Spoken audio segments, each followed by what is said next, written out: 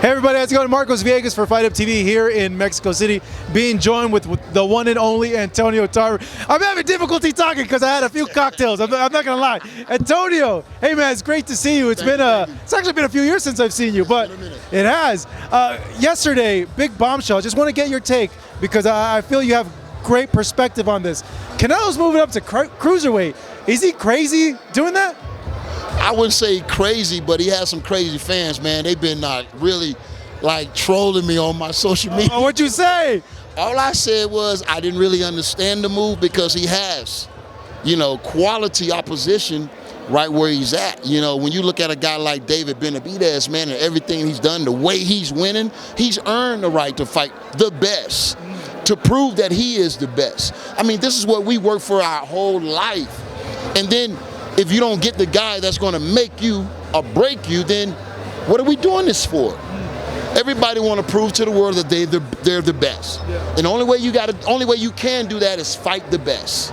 And it's not a whole lot of that going on in the game today.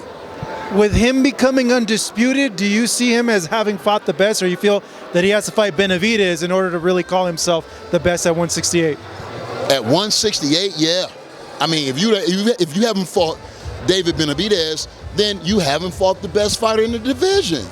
And that's what I don't have I may have a little problem with. But if Canelo goes up and win the Cruiserweight Championship, where does he go? Is he going to retire? Is he going to vacate the undisputed?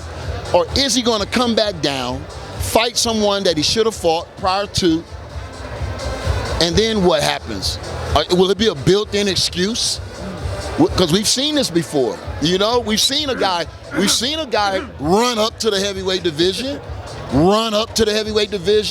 to avoid his stiffest competition. And most of the boxing fans applauded that. But when you're true about this sport, and it's about mano a mano, the best man at the end of the day win, because in the center of that circle, that's where we all prove what we're made of. You know what I mean? And so I love Canelo, bruh. I believe he beats all those guys. I just want to see him fight. That's all. Because I know what those guys are bringing to the table. They're going to bring enough where we're going to be able to see the best, the very best Canelo. Dig deep. You feel me? And, his last fight, it was a good fight. A really good fight. But I didn't think the opponent he had in front of him was really serious or committed to doing what he had to do to win. Because at some time in that fight, it's just like he was just moving around to survive. And you cannot fight a guy like Canelo and go in there with that type of attitude. You got to bring something different to the table, something he's never seen. And I'm not saying any of those guys beat Canelo. I'm not saying that because I see what Canelo brings to the table. I just would love to see him fight those guys that I believe are deserving for the shot to fight the pound-for-pound best, to prove that they are where they stand when compared to Canelo. I know we alluded to it, but Roy moved up, won the heavyweight title, went back down, fought you. It affected him. Do you feel that this maybe... No, I don't. I disagree that it affected him because nobody checked in and said, how many pounds did I lose? Nobody checked in with me and said that. You think I didn't lose 25 to 30 pounds to get prepared for that fight? I'm a big light heavyweight. I always weighed 210. I had to cut weight too, but I never made that an excuse. And as fighters, we don't make that excuse because we've been losing weight our whole career. They know that. That's part of the game. So that's all I'm saying. It looks like Canelo could be running off the cruiserweight to prevent from fighting one of his most serious competitors. That's how it looks. I know the 5 division, but the guy he's fighting is nondescript, taking nothing away from him. I don't even know the guy. I hung out with him all day yesterday, didn't even know he was the guy that's fighting Canelo. So go to cruiserweight, win the title, then what? He got some, then what? Because that's when everything going to get serious. Is he going to stay at cruiserweight? Is he going to come back down? Is he going to vacate? What is he going to do? Is he going to retire? But what I don't think he should do is keep that weight division on like hold. On hold. Yeah. Nah, don't keep the weight division on hold because those other guys can make great fights too for the belts. Yeah. So that's all I'm saying, bro. I'm giving it to you from I love it. You're getting so into it. Purist standpoint. That's what I appreciate. I love boxing, bro. That's all it is. I love the game. So, breaking Canelo down, he's getting so worked up that he's sweating a little bit. As Antonio's getting a little towel here, we get him back in frame. Antonio, so based on what you've seen in his last fights, then how does one beat Canelo? What do they need to do?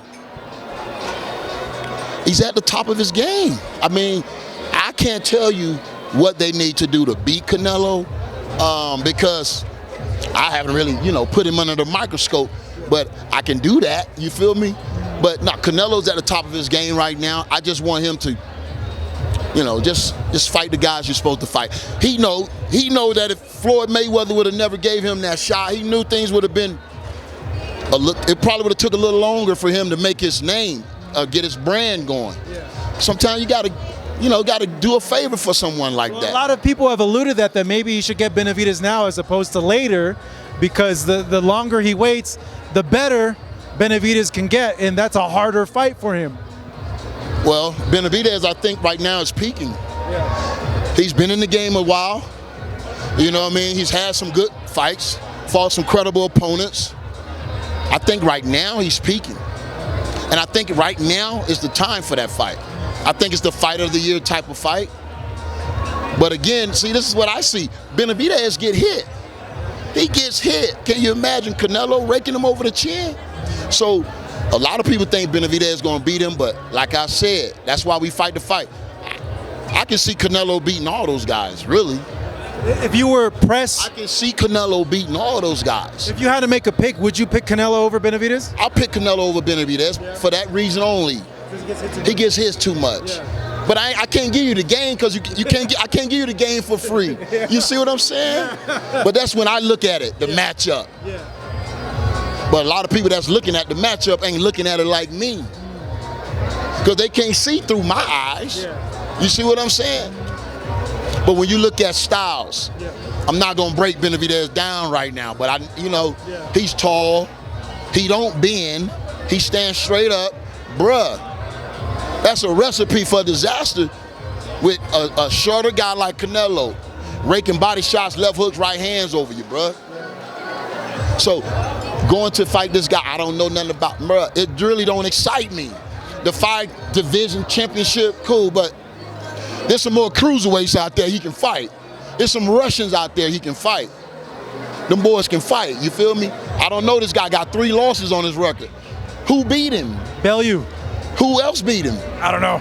See? Yeah. I just know about the Bellew one. Yeah. So that's what I'm saying. Yeah. I think Canelo, personally, should stay put, reign as undisputed, and fight all comers. Sounds good to me, but boxing's a funny business. You know this. When you're the best, you can do that. You should do that. The best, you can do that. It should be that. Exactly. That's what I'm stating. Yes. That's what I'm stating. Well, one more thing, Antonio, before you go. Usyk beating Joshua, and now Fury going into that fight potentially maybe with him. Do you think Usyk has enough? He has what it takes to beat a Tyson Fury? Usyk has the fundamental scientific skills to beat any of those heavyweights. Understand? Yeah. But again, all those guys need is one shot. Yeah. One shot. You know what I mean? But hey, they might be behind on the cards. I like Usyk. He's a complete fighter. Has conditioning, stamina. Those things play big when you're fighting those big guys. Because round 6, 7, 8, those big guys are slowing down, especially when you're giving it to him to the body. So yeah, he can win. I don't see nobody beating Tyson Fury right now. I don't see nobody beating Tyson Fury right now. Nobody, because he's proven to us twice that he can get knocked down, damn near knocked out, and get back up and turn the tide and knock out a guy that's just had him on the floor. That's the type of Diego Corrales intestinal fortitude that we don't see these guys have today. That's what sets Tyson Fury apart from the rest of the heavyweight division. Now, there's some young guys coming up from the UK that I've been watching. They might cause some problems in the near future, but that's later on down the road. Right now, it's Tyson Fury division, and we need to see an undisputed heavyweight championship. Yes, sir. We do. Antonio, thank you so much. Sorry about Great the seeing you. sweat. It's all right, bro. Get hot You're on good. these lights, baby. This is Marcos Villegas, Mexico City, with Antonio Tarver for Fight Up TV. Thank you, guys.